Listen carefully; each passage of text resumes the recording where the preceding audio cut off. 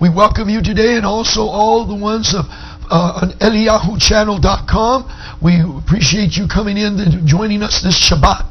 We love you and appreciate you. Please blog us. Please email us. We'd like to hear response, questions, or even input. Because we don't claim in Eagles Haven or any of our ministries to have everything in a box and have the full understanding. We all join together as a united fold of understanding that the Father's given us a piece of all information together to work together and get edified. And this Shabbat, we're about to share something powerful that would have an impact in your life. If you have no knowledge of it already, you will have a knowledge of it and see the book of Ma'ashi completely different. I remember one time at a prayer meeting, we went to a prayer meeting in the town of Banning. I was invited as a messianic minister. I do not claim to be a rabbi, because that word rabbi, or rabboni means great one, and great one does not mean ba'in or teacher. It's a complete different word. And it's a word of power and control. But we do claim in this congregation, as you watch the YouTube teaching concerning the qualifications of instructions for a leadership, that we do not add or take away from Scripture. So that means we do participate in the authority of the Torah and the right ruling of ordaining elders and ordaining shepherds and ordaining evangelists to be launched in the workforce of the servanthood of ministering the good news, the Besorah. I went to a meeting one time. I was invited to take my shofar and to pray. And as I was sitting there, they were talking before the prayer meeting, and one of the shepherds of the Assembly of God ministry was starting to make statements about the canon and the founding fathers. When I was listening to him, sitting there listening to him, I got so boiled and stirred. By the time he finished, I looked him in the eye and I said, "Those Catholic bishops and cardinals and popes are not my founding fathers. Those particular Orthodox and also Roman Apostolic Catholic priests are not my founding fathers. My founding fathers is in the book of the Tanakh, or it could be Kepha, or it could be Shaul, or it could be Ya'acob Yahushua, our Mashiach's brother. My Messiah is a Hebrew Messiah from the Middle East, and his name is Yahushua Mashiach Yahuwah. We do not claim the founding fathers of all those mystics and religious canon, so to say. So today I'm going to explain to you the distinct difference from the Yerushalayim Decree and the canon of the religiosity of the system of the catechetical type of leadership that this particular denominations of the Reformation and Christianity are actually under. The only difference, they're just different parishes of the Catholic Church with another name. But they're basically founded through the Catholic Church. And please don't get offended. Just watch the Scripture. Look at the Scriptures. Look them up. Confirm what I'm sharing with you. If you don't got time to do it today while you're watching live, take it later on YouTube and study it. Take the verses. Take notes. So I'm going to explain to you that the canon is a Catholic terminology. The ambassadors in the Scripture, or the Shiliach, they call apostolico. I don't use that Latin word. I'd rather use Shiliach, or the ambassadors of the Mashiach. It's called the Yerushalayim Decree, proclamation, declaration, and a written decree that was distributed throughout the book of Ma'ashi wherever they went, bringing in a right ruling understanding. The word canon is a noun. It comes from the ecclesiastical rule of canon. It is the law enacted by a council of the body rule of principal standards in the Old English canon with a K, not a C. Measuring rod for a reed or a cane. The year 900 in Latin was canonicus in the Latin language. So canon is basically a Latin word, but it comes from the Greek word with a K. Just take the C out, put a K, now you got the Greek instead of the Roman Latin. And it basically means they get a cane stick that's real straight, and they take their cane stick to somebody that has the master cane, and then they mark it, and now they go home with a ruler. And that's their right rule. That's the way they made rulers back then. Okay? And they used the cane stick. Also, they in the goddess of faith, Faith, she has a magic wand that's a cane stick like the word Hollywood, that she waves and throws all these mystical istaras, little stars to make people under a spell to believe the preachers without searching the scriptures to study to show themselves approved, a workman rightly dividing the word of truth. So, in the Roman Catholic Church, or the Circe, they have the canonicos. The authority rule of the scriptures, though, is the practice of emunah, belief, trust, and understanding from the right ruling by studying and showing themselves approved and reading the word. The illiterate people will learn how to read. Most Yehudim or Israelites do not have illiteracy in their home. Not like the Goy or the Gentiles that the Catholics call. I use the word Goy or Goyim, ethnic background other than a Yehudi or a sojourner, Yerushalayim Israelite. Okay?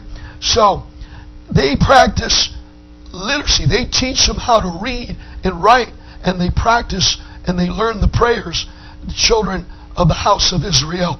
They're different than what you call the paganistic societies that like to dominate the people by the higher educated. But in the House of Israel, in the right ruling of the scriptures of the first covenant, it's exercised and told that they must teach their children the Torah and the Tanakh, and they must learn how to read it and understand it themselves.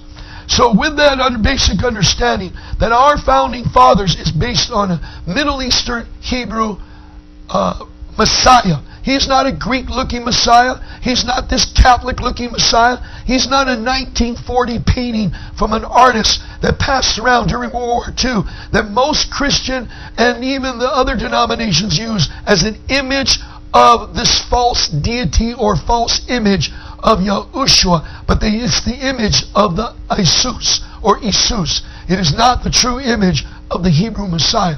It is a false image. I call it the image of the beast. Okay? So, don't be offended when I'm sharing. These are all factual information.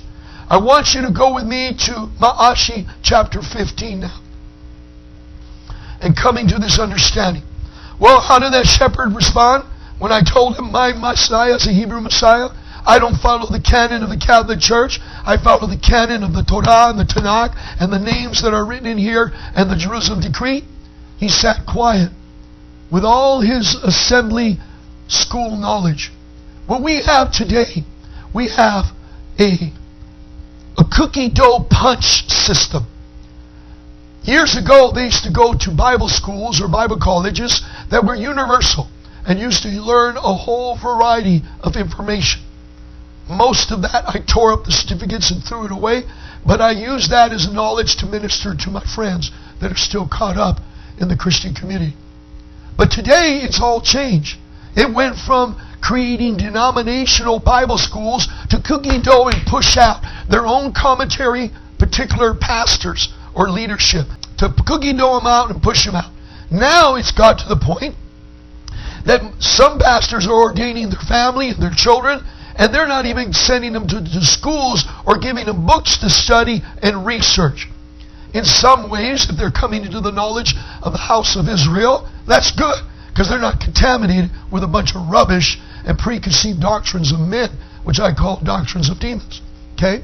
So, but in other ways, in the Christian community, they're not getting the full understanding of the right ruling of how the precept or the order of protocol is to run the congregations. So that's why we have all forms of perversion in the churchy temples. Okay, I call them Circe temples. They call them churches. But the word is Ekklesia. Okay? And so, and a lot of times, we don't have no understanding that when we walk into their buildings and they got their steeples or they got cornerstones, it's been dedicated to Baal, the Lord deity. It has not been dedicated to Yahuwah. It says in the scriptures, wherever his name is at the post of the door in the building, he will be there by the Ruach. So what is the parallel truth? If they're operating on the Holy Spiritu and they have a different name at the door, that spirit will be in the building, dominating by protocol of the dedication of the cornerstone of the building structure. So we as messengers of Yahuwah going in, out, and trying to find the lost house of Israel. My mission in this ministry is to find the house of Israel, the Goyim that have been scattered, and they're laid captive in these pagan Circe buildings, and they're held in bars of all kinds of protocol of men, following thousands and hundreds of different precept laws. They won't obey the 10-word covenant of Yahuwah, of love, the loving covenant, but they'll obey. To be an assembly of God, you got to have 2,000 bylaw principles. You have to check out the boxes. To be a Southern Baptist, there's hundreds and hundreds of things you got to check out. I think the 10-word covenant is a little bit better, full with love coming from the Father, than a man-made precept directions of how to obey and follow their particular system of the God they trust on a dollar bill. Go with me now to 15 Ma'ashiv, Acts chapter 15, verse 6.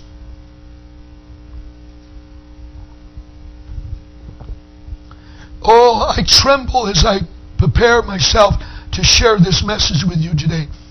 I share it with you today not as a person that knows all the information. I don't have it in a hat. I can just punch in, enter in my computer, in my brain, and pull it out. I'm always learning like a sponge. I am a learner. I am a disciple. I am teachable and correctable. And I find it an honor to be able to share with you today, not with a mind of being puffed up, but that I have to be cautious that with everything I share with you, I don't add or take away from Scriptures. That's the difference from Christianity and religion.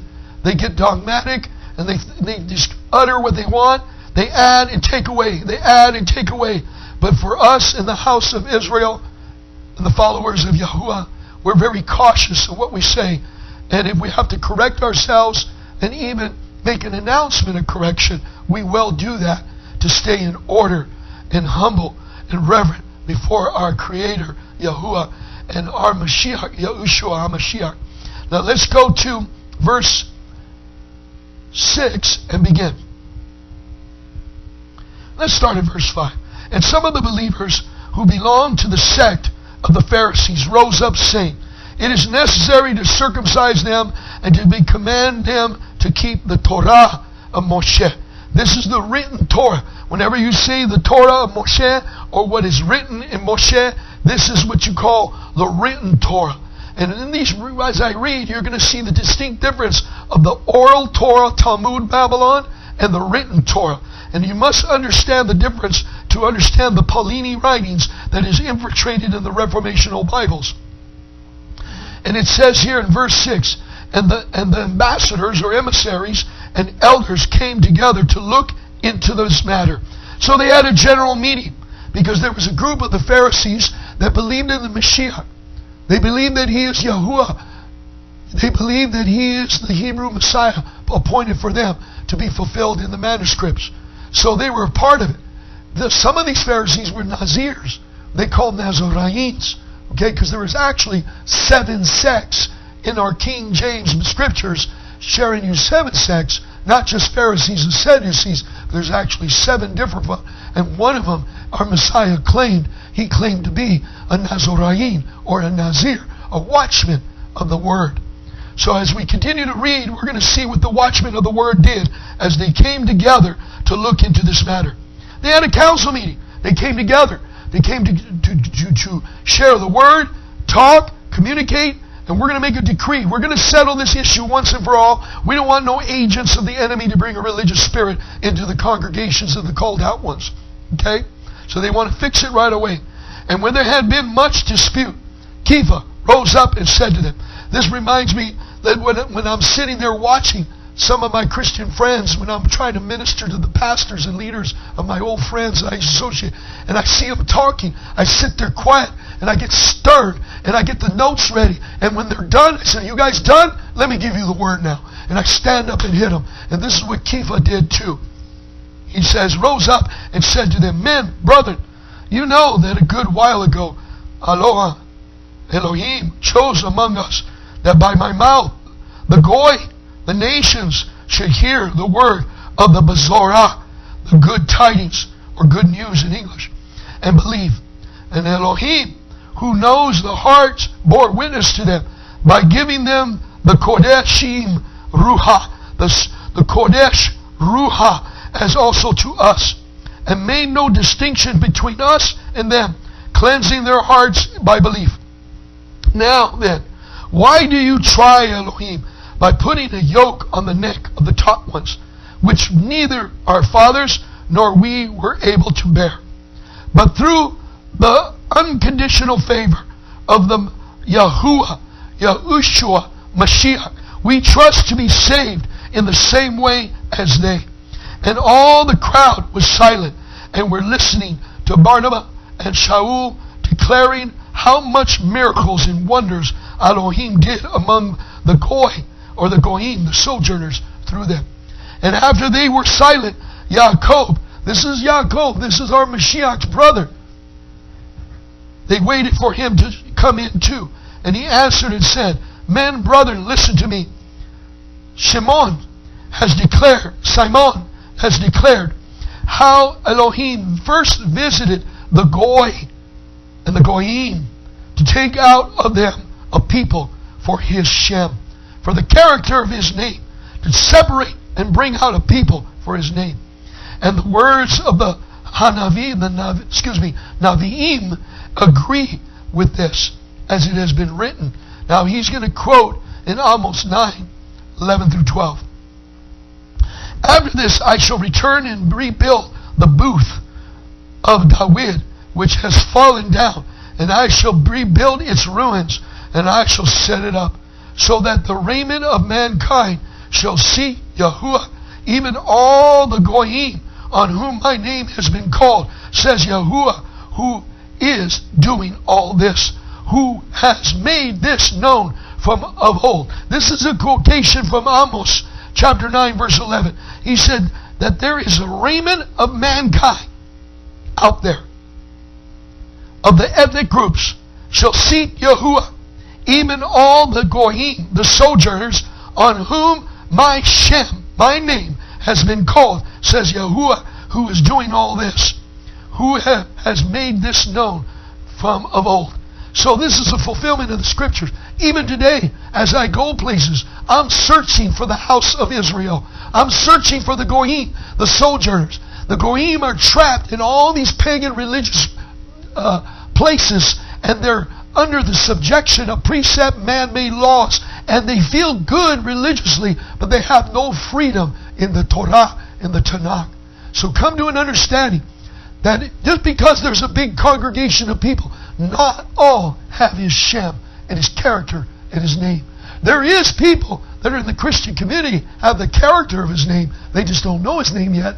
But when they hear his name, they come out right away, because there's a quickening in their DNA of who they are in the house of Israel. When we heard the name, we were quickened. Whoa, what is this? And we study the scriptures and we see, to show ourselves approved, that that is his name, Yahushua. And we're quickened in our DNA. There's no rejection. There's no denial. It's all of a sudden we're dreaming and seeing the Hebrew letters. We're seeing everything about his name, because in our DNA flows the power of his character, Shem.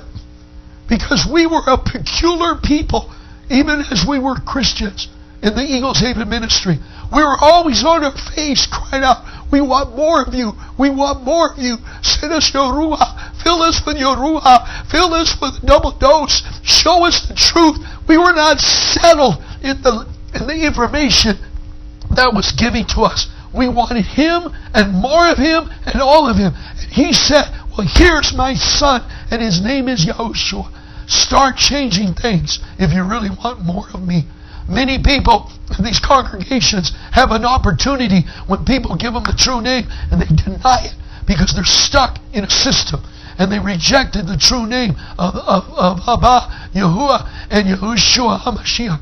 So we must come to an understanding that there's people out there that are trapped, that the mark of his character, of his name, is on them. They're scattered, but they're the house of Israel.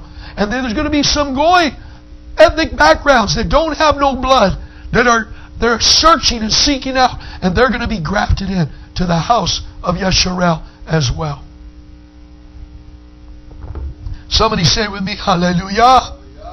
And let's go to 19. Therefore I judge that we should not trouble those from among the Goyim who are turning to Eloah or Elohim, but that the right to them to abstain from, number one, here's what they said. We don't want them to be caught up in the Talmud oral information. We're going to just give them what's written in Moshah of the Tanakh, of the Torah. Okay? And he says, but that we write to them to abstain from defilement of idols. Everything with idols. That's why my wife and I, because we're worshipers, and this ministry is worshiping ministry even when we were in the Christian community, I made a covenant that I cannot go into a building that are worshiping the pagan deities, because all truth is parallel. It says that He inhabits the praises of His people, Yisra'el. He inhabits the praises of His people, Yisra'el. Now, if somebody is worshiping the goddess glory, the goddess grace, the goddess mercy, or the king of the goddess Gloria, which there's a song about that, doesn't even have the J man's name, they are actually summoning the spirits to inhabit the praises of their people of that denomination of religion. All truth is parallel in the Word. So if all truth is parallel in the Word, then if we're worshiping Him in the true words and the true knowledge and understanding, and we're crying out, He's going to inhabit the praises of His people. Inhabit is also a word used for enthrone you with His presence of His Ruach. And so when we're involved in participating in those things, if some of you by stream are watching and you're still going into those places and worshiping with them, then you are participating in the inhabitants of the presence of those pagan spirits or spiritus of that particular deity. You got to realize the principalities and the powers of the air are really in operation and keeping people in bondage. That's their job, to keep them distracted with religion.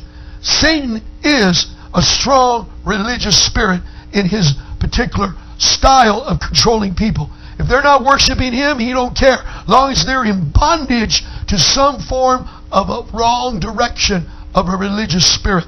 Okay? So he inhabits the praises of his people. So we have to abstain from idols. That's a big, broad word. You go into the Leviticus, you go to the right ruling, and you can see the order how to abstain from idols. It's everything from your mind, your eyes, your hands, creative things, all details of a right ruling, how to stay away from idol worship. There's idle words. A lot of us have idle words in our conversation. We have mixture of idols in our conversation. We call it idle words. Let's keep reading. That's number one. Say with me, you watching in the audience on the stream. Number one decree. The second decree, and from whoring. Well, we know what that is off the top. There's whoremongers, there's men that are whores, as well as female whoring of all kinds of forms of lust. But they can also be whoring and selling yourself short to all things in the world. So there's a broad area in the book of the right ruling in the scriptures about the word whoring, to abstain from all things of whoring. Some people go to jobs so desperate they refuse to find a job that gives them freedom, the freedom in order to enjoy their own Shabbat. And this, because there's big pay, they go ahead and do it anyways. So they're whoring, they're selling themselves short, and they're selling their belief of Emunah short, and they're compromising and being double-minded. So there's a strict rule of understanding. To be free in the Torah, you have to be obedient in the marriage covenant. You see, we're married in a marriage covenant. A husband and a wife have a right ruling agreement together. So we have an agreement in a living relationship. It's not a, well, I'll see you once a week relationship. It is an everyday, 24 hours, 7 day a week relationship in the right ruling of the Torah. Okay? So that's number two. Let's look at number three. And from what is strangled.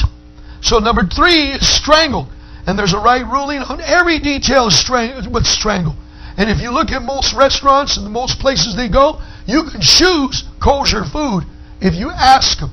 Some restaurants you can actually ask them for a kosher menu, and they butcher the animal correctly without being particularly butchered, that they strangle and keep most of the blood in order to keep the meat fat and juicy and plumpy. And people still go to restaurants and they're believers and they're eating blood with their steaks. They're eating blood with their food because they're not properly being prepared and understanding this. So they're part of a paganistic, not having the true understanding of the right ruling. They're participating on eating foods of strangulation or a certain type of butchering. In the scripture, in Leviticus, it gives you a right ruling. In Jerusalem, every restaurant that's Kodesh or that's assigned to Jerusalem has to have a particular rabbi that's a lawyer, a doctor, and a chemist. That's what he went to his particular shiva or school to learn as a rabbi. He's a doctor, he's a lawyer, and a chemist of foods.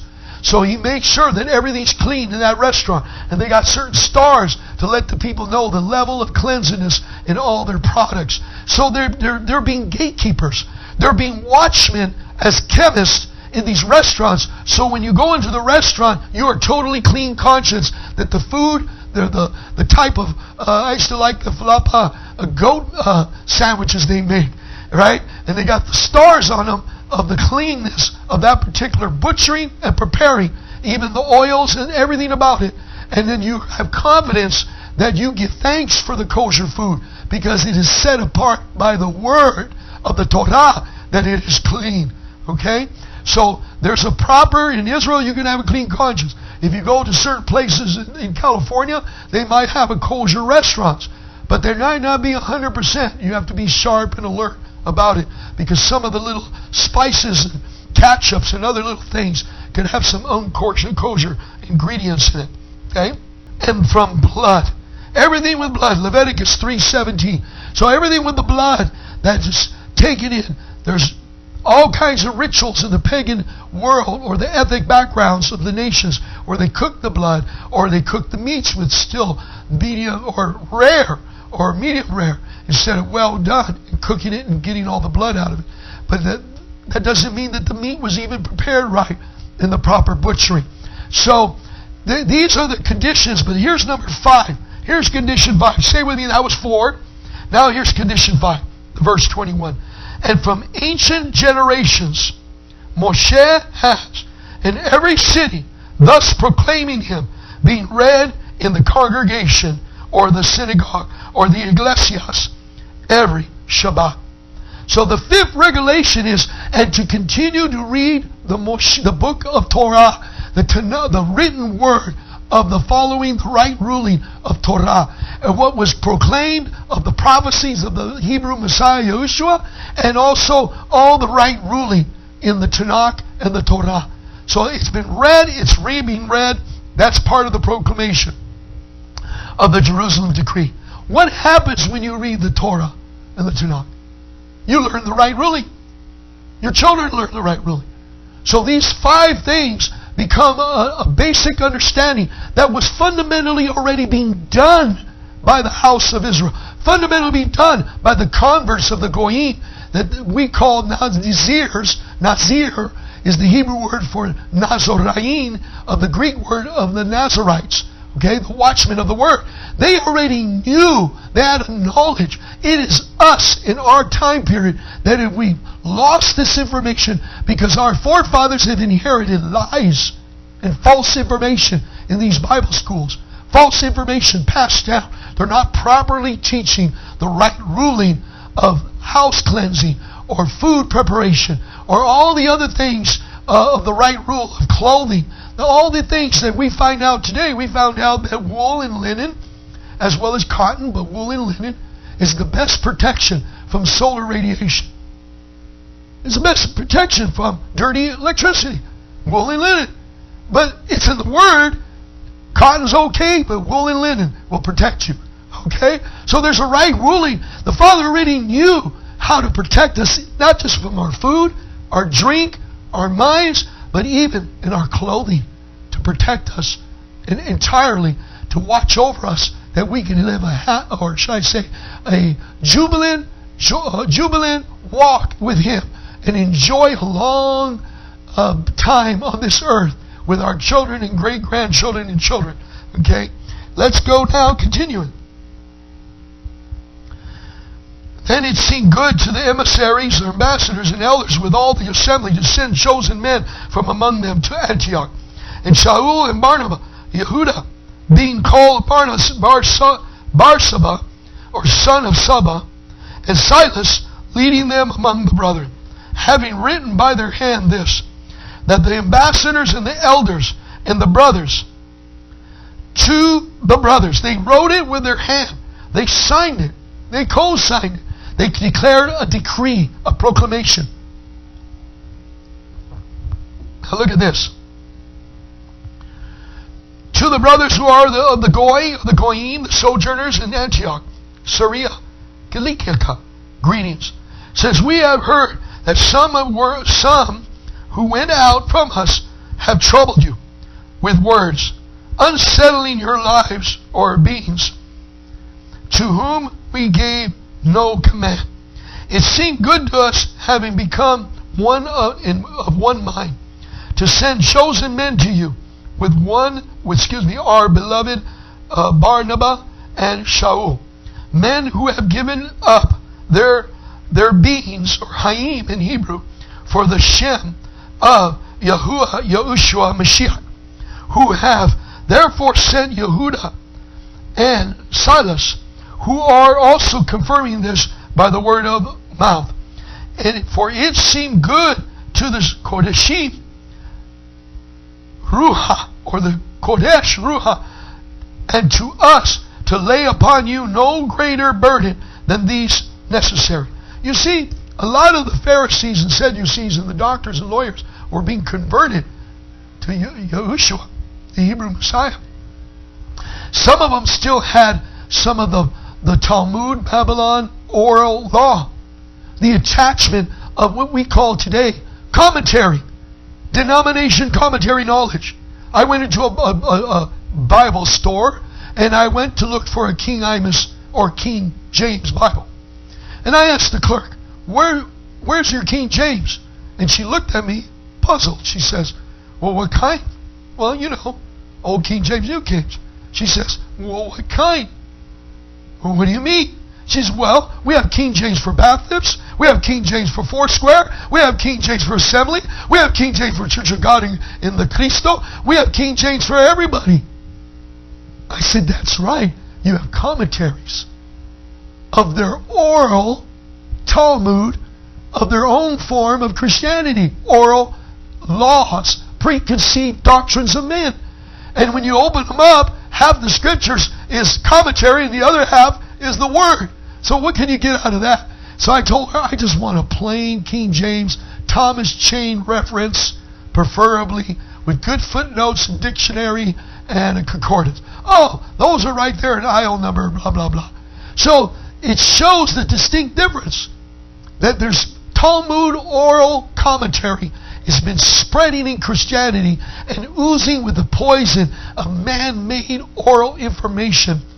And some of it is good historically, some is good documents. Some of the stuff I learned here is the true name. In my King James, I found the true name Yahushua and how to find the Hebrew numbers from the Greek to the Hebrew. Some of the information is in some of those scriptures, but not all is accordingly true. Okay? But people take it just because it's in the book, like it's something stamped and sealed by the Creator Himself for their denomination. Okay? So let's look at verse 29. That you abstain from... So this is what they made an agreement. Now they're confirming the agreement with a second witness in the same chapter. And that what was written in the scriptures. That you abstain from what is offered to idols and blood and what is strangled and whoring. If you keep yourself from these, you should do well, be strong. And they already know the fifth one. Everybody knew the fifth one. To read the Torah. To come together in the synagogues, the Ekklesias, and teach in the Shabbat. That was common sense already back then. There was no question about it. It's like a guy waking up in the morning and he knows he's a man. He's a guy. It's duh. You know what I mean? He knows he's a guy. All right. So, let's look at verse 31. And having read it, 30. And they therefore being sent off went to Antioch, having gathered the crowd together, they deliver the letter. So they're making copies of letters, they're delivering the letters to all the locations. And having read it, they rejoiced over its encouragement. And Yehuda and Silas, being themselves also Naviim, encouraged the brothers with many words and strengthening them. And having spent some time, they were sent back in shalom from their brothers to the ambassadors. But it seemed Tob in Silas to remain, and Shaul and Barnabas, Bar, son of Nabha, continue in Antioch, teaching and bringing with many others also the Besorah, the good tidings, and the word of Yahuwah. And after some days Shaul said to Barnabas, let us now go back and visit our brethren in every city where we proclaim the word of Yahuwah and see how they are. So they went in a circuit, not a circus, they went in a circuit and they made their route of all the synagogues that were teaching the Torah, the called out ones that were converted in the Ekklesia understanding of the Hebrew Messiah. I'm sure some of them they were not invited at, as we know in the scriptures, but most of them they were invited. One thing about I learned in living in Israel, that a lot of the Jews like a good dispute and argument. They'll spend all day Shabbat having fun, and it looks like they're angry and arguing, but they're actually just having fun studying the Word together. Okay? Or even like my wife, she used to say, when we used to have midrash here, and she, man, quiet guys, you're arguing. No, we're not. We're having fun, right? And then when I get to Israel, she says, I know why you act that way. All the Hebrew Jewish Israelites act that way. They have the same character, you know. They get loud, they stand up, they sit down, they show the scripture, they have fun. Of course, it's not fun when they get into blows, but I've never seen that in Israel. They just have fun in studying the Word. Okay, let's go to Malachi 16, verse 4. We're going to skip. You're going to have to read it from here on yourself. And as they went through the cities, they delivered to them the regulations to keep. Which regulations? The Jerusalem Decree, the proclamations, the understanding of the right ruling of the Torah. That's all it is. They were just rehearsing and making sure they don't get caught up with the commentary knowledge of the Babylon, Oral Talmud. Remember that. There's a Babylon Oral Talmud, and then there's the Jerusalem Talmud. It's more recent. And you couldn't line up this wall of all their books. They start at 14, they might end at 50 and 60 years old and be a rabbi. I mean, there's so much man-made stuff. I just like my one Torah Tanakh book, the Brit Hadasha, and follow the right ruling, what's written in the book of Moshah, what's written in Moshah. Okay? In verse, and he says in verse 4, and as they went into the cities and delivered to the regulations to keep, and were decided by the ambassadors and elders in Jerusalem. It was decided by the ambassadors and the elders in Jerusalem. It was a declaration, it was decreed forever to be kept. And there's people adding and taking away today. They won't ordain elders or have shepherds or evangelists in their group because they think, oh, we don't do that. That's Christian. No, it ain't. That's Jewish. That's Israelite. That's ancient Torah to have elders and leadership of positions. They were. Who do you think Yeshayahu was? Who do you think Ezekiel was? They were evangelists, preachers of the glad tidings. It says in the Word, in Yeshayahu and Yirmiyahu, that they said here, I come to bring Besorah. He said it in the first covenant. Besorah, good tidings. I come to bring good tidings to you. And in the future, Messiah is going to come with his good tidings to fulfill these words I speak. So good tidings and an evangelist, even though it's a Greek word, was used as a preacher of the Besorah even in the first covenant. So everything that they're proclaiming and declaring, we can't add, we can't diminish, we can't take away. Then indeed the assemblies were strengthened in the belief and increased in number every day. It was settled. We're not going to go with the Babylon Talmud oral commentary. we're going to settle with just written by Moshe. And we're going to keep these particular 5 principles that have a lot of right ruling around the 5. Let's see, all the way to 7. And having passed through Pergia and the Galatian country, they were forbidden by the Kodesh Ruha to speak the word in Asia.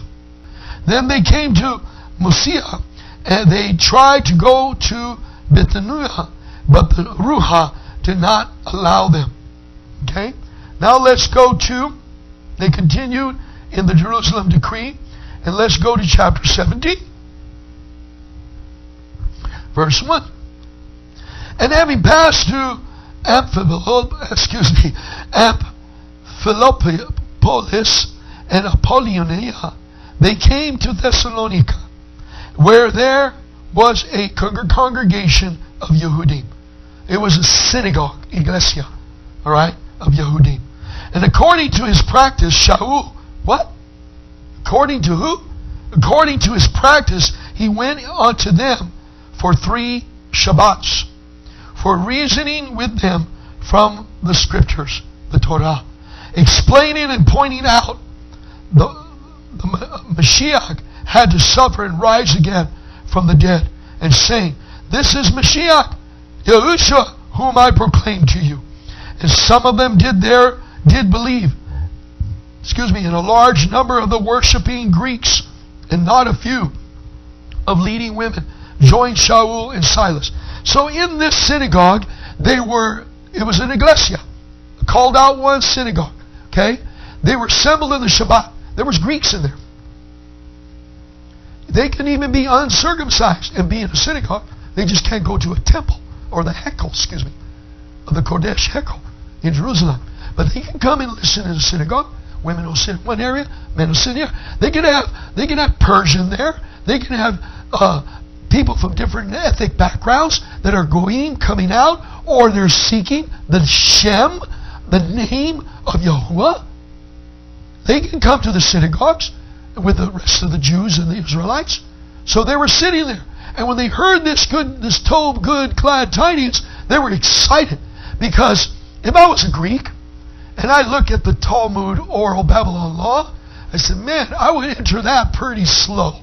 But if I found out the Torah news that I can follow what's written by Moshe and don't have to go with all that other stuff, of thousands of stuff, I'll be excited too as a Greek ethnic background. And some of them were half-breeds. Okay? So, and some of them did believe, and a large number of the worshiping Greeks, and not a few, of the leading women joined Shaul and Silas.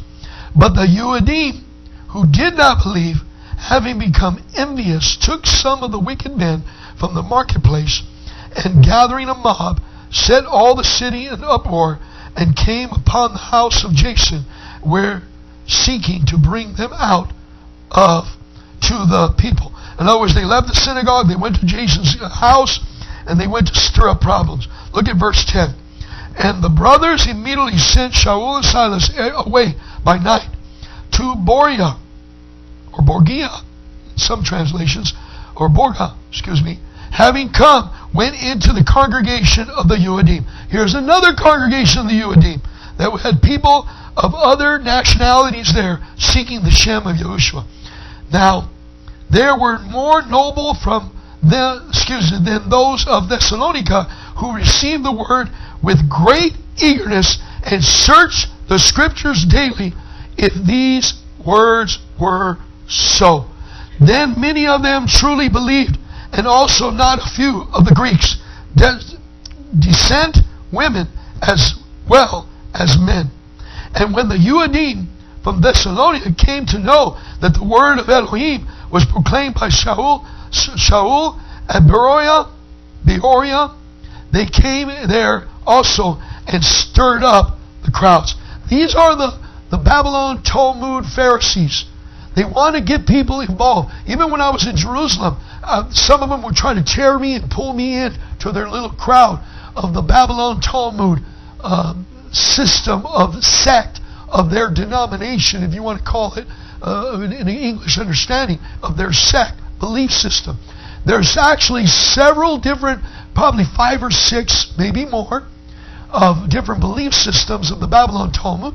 There's also the followers that are following the mystics of all forms of magic and stuff from the Talmud, a different type of book of Talmud.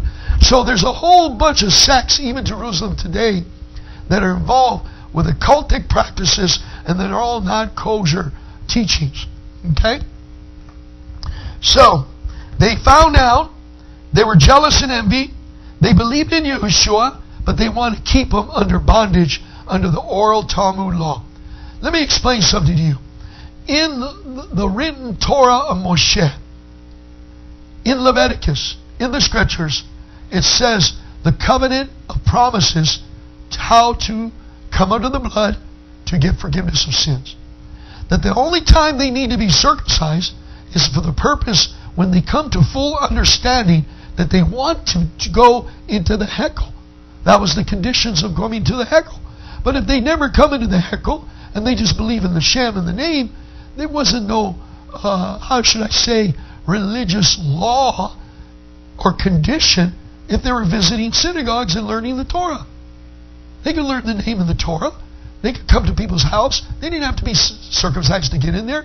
But these particular Pharisees were creating a particular add-on precept Talmud oral law from certain rabbis from Babylon saying everybody has to be under the covenant of Abraham right off the top. Instead of letting them want to do it willfully, honorably, earnestly, not forcefully, religiously. Okay? So, let's go to chapter 21 of Ma'ashi now. We're getting ready to wrap it up. Ma'ashi chapter 21. You and Ustream and YouTube say with me, the Yerushalayim Decree, the written proclamation, declaration, decree that we cannot add or take away. Forget canon. Forget the canonicos Catholic understanding of all their thousands and thousands of precept laws in the Catholic Church, their canon, and their people that were completely off worshiping a different Greek or Latin Messiah. We come to introduce you to the Hebrew Messiah.